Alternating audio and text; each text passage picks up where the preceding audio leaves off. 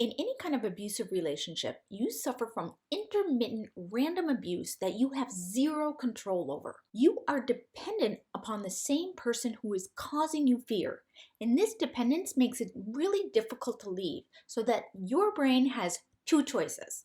It can continue to try to function in a state of constant terror, which could put you at risk for a complete physical and emotional shutdown.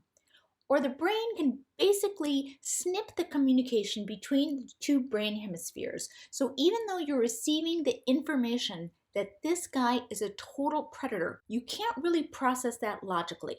So on the bright side, this helps avoid a complete meltdown, saves your organs from disintegrating, and allows you rational processing outside the boundaries of the relationship. But one of the disadvantages is that you lose the ability to think rationally about the relationship.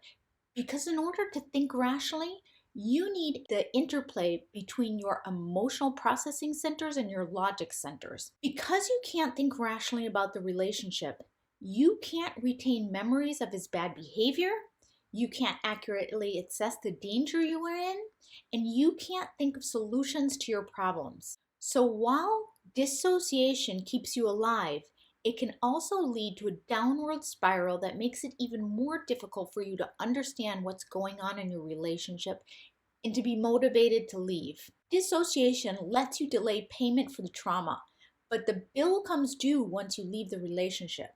So that is why women often discover how traumatized we are after we leave the relationship and are flooded by feelings of anger, despair, or hopelessness.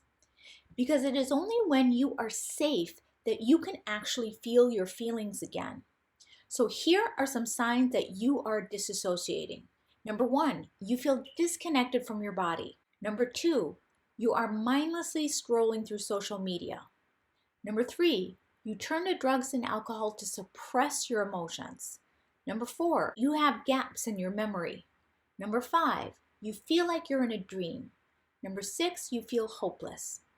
If you are experiencing these symptoms while in a relationship, the first thing that you want to do is to make human connections outside of the relationship. If you can afford a therapist, see a therapist. If you have family or friends, go visit them. But make sure you put yourself in a situation where you can experience emotional connection with someone that you trust. When you engage in negative coping behaviors, you need to be aware that you are drifting away. Your situation is serious, and if you don't act soon, you can start experiencing severe and long-lasting cognitive decline. Whatever it is that's going on in your intimate relationship, disassociation is a red alert that it's going to give you brain damage. You need to make some fundamental changes. Just saying. Stay safe and follow for more research-backed tips on understanding abuse dynamics.